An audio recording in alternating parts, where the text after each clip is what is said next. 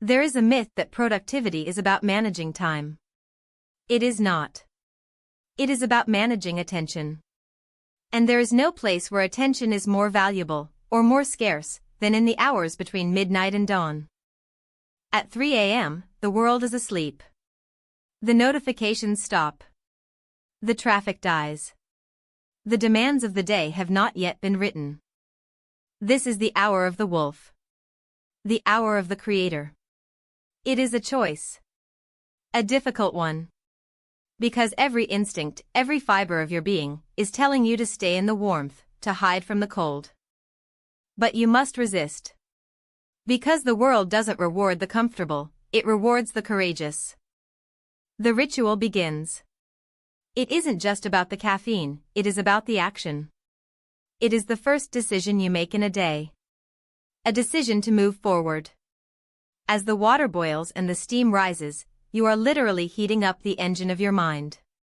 This is the pre-flight check. Look at that. Silence. The world is a blank canvas. There are no emails to respond to, no texts to answer, no expectations to meet. For the next few hours, you are not an employee, not a parent, not a spouse. You are just you. A singular mind, facing a singular task. This is the luxury of the early morning, undistracted existence. This is where the magic happens. This is where you build the architecture of your reality. While others are dreaming, you are building. It feels slow at first, a grind. But soon, you enter the flow state. The space between heartbeats. The golden hours.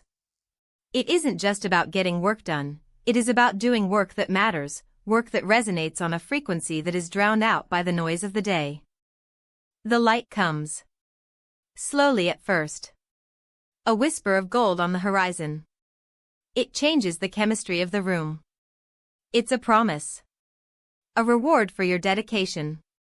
You have been working in the dark, and now the universe is lighting your way. This is the transformation. The alchemy of turning time into value. But the peace is finite. You can feel it coming. The vibration in your pocket.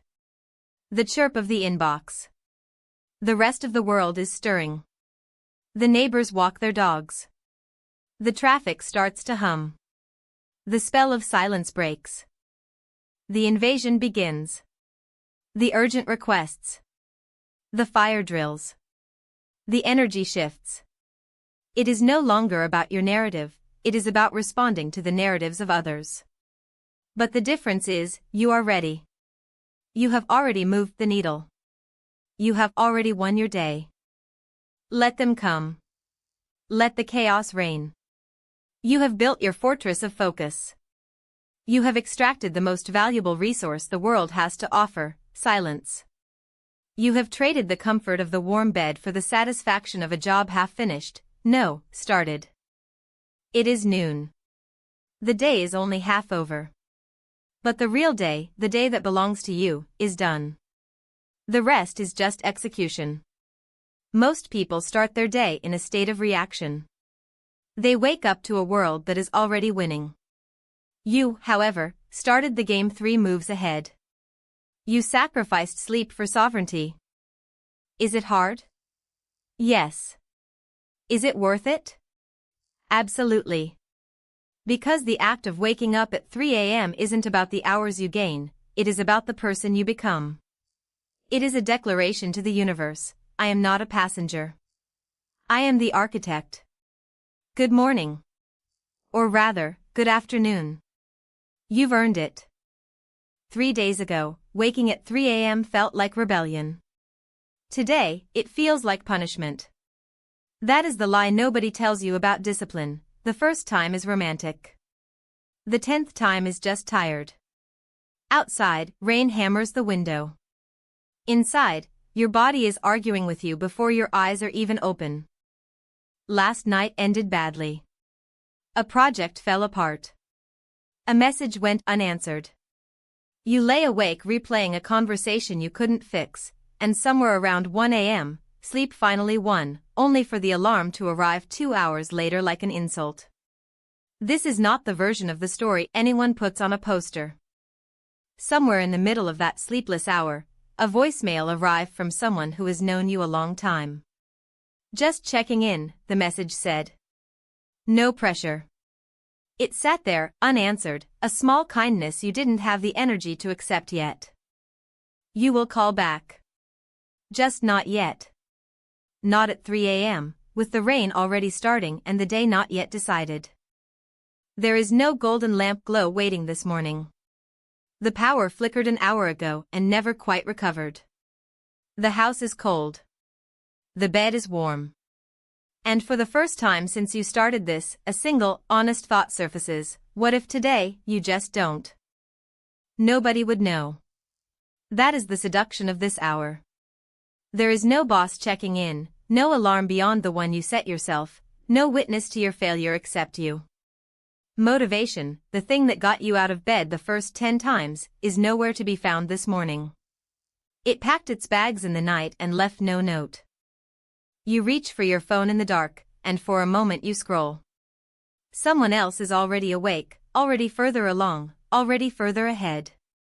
The comparison arrives uninvited, the way it always does at the hour you're most defenseless against it. You put the phone down before it can finish the sentence it started. So you do the only thing left. You stop waiting to feel ready. You put your feet on the cold floor before your mind can vote against it. This is the part nobody puts in the highlight reel: discipline isn't a feeling. It's a decision made by a person who, this morning, does not feel disciplined at all. The coffee maker sputters. The grinder jams on a stray, oversized bean. Small failures, stacking up, each one a tiny invitation to quit. You clear the jam. You start again. It is not romantic. It is just persistence, disguised as a kitchen chore. The rain finds a rhythm against the window, steady and indifferent. You stand there for a moment longer than you should, watching the streetlight blur through the water on the glass, wondering if today is simply a day to be gotten through rather than one. You sit at the desk. The cursor blinks. Nothing comes. You write a sentence and delete it. You write it again. The flow state that arrived so easily last week is not answering the door today. This is the part of the process no one shows you, the ugly, uncooperative middle, where the work refuses to cooperate and you have to sit in the discomfort anyway. There's a particular kind of silence that isn't peaceful at all, the silence of a mind that has nothing to offer and knows it. You sit inside that silence longer than feels productive, resisting the urge to declare the morning a loss and go back to bed. Discipline, on a day like this, isn't a burst of energy. It's just staying in the chair 1 minute longer than the part of you that wants to leave. 20 minutes pass and you have produced exactly one paragraph you don't hate. It should feel like nothing. This morning, it feels like a small, stubborn victory, the kind no one will ever see or applaud, the kind that only counts to the person who needed it. Somewhere around the 40th minute, your hand actually reaches for the phone. Just to check. Just for a second. This is the moment the whole morning could unravel. One glance at a screen, one small permission granted to the outside world, and the spell breaks completely. But you set the phone face down.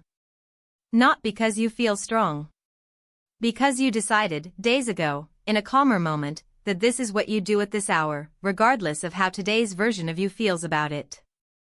That decision, made in advance, is doing the work your motivation can't do right now. Slowly, without announcing itself, something shifts. Not a lightning bolt. Not inspiration. Just momentum. One sentence connects to the next. The storm is still outside. The doubt has not fully left the room. But your hands are moving, and that is enough. This is the real golden hour. Not the one with the pretty light through the blinds. This one, gray, wet, unglamorous, built entirely out of a decision to continue when continuing offered you nothing back. If yesterday's productivity was a gift, today's is a debt paid in full, one reluctant minute at a time. By the time the rain softens to a drizzle, you've built something. It isn't your best work. It might be your most honest work, because it was made by someone who had every reasonable excuse to stop and used none of them.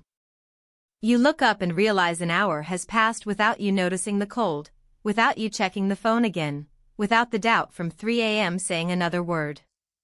It didn't leave because you defeated it in some dramatic final stand. It left because you simply kept working until it got bored and wandered off. The world starts to wake up the way it always does. Notifications. Traffic. The neighbor's dog barking at the mail truck. But today, the noise doesn't sting the way it used to. You're not defending a good morning. You're not performing a personal best. You're just a person who showed up on a day that gave you every reason not to. A colleague messages, half joking, asking how you're already 3 steps ahead of everyone else again. You almost tell them the truth, that this morning had nothing to do with talent or energy or inspiration, that it was built entirely on a decision made in the dark by someone who felt like giving up. Instead, you just say good morning, and let the work speak for the part that's too complicated to text. Somewhere in the pile of notifications is the message you were dreading from last night. You open it. It isn't as bad as you'd built it up to be in the dark. Almost nothing ever is. Funny how the 3 a.m. version of a problem is always the worst written draft of it. That is the part they never mention about the 3 a.m. protocol. It was never about sunrise, or lattes, or the aesthetic of solitude. It was always a rehearsal, for the mornings exactly like this one, the ones with no light, no motivation, and no applause. It is noon again. The rain has stopped. You did not feel like the architect today. You felt like someone dragging themselves across a finish line nobody else could see. But you crossed it anyway. And it turns out, that version of discipline, the tired, doubtful, unglamorous version, is the only version that was ever real. You finally call back the person who left that voicemail. You tell them about the storm, the cold house, the 40 minutes you almost lost to a phone screen. They laugh, gently, and remind you that this was never supposed to be easy every time. If it were easy every time, it wouldn't need a name. It wouldn't need a protocol. It would just be Tuesday. So if this morning found you in bed, arguing with yourself, losing the argument, know this: showing up ugly still counts. Showing up late still counts. Discipline was never the mornings that felt like rebellion. It was always the mornings that felt like nothing at all, and you showed up regardless. Good afternoon. You earned this one twice.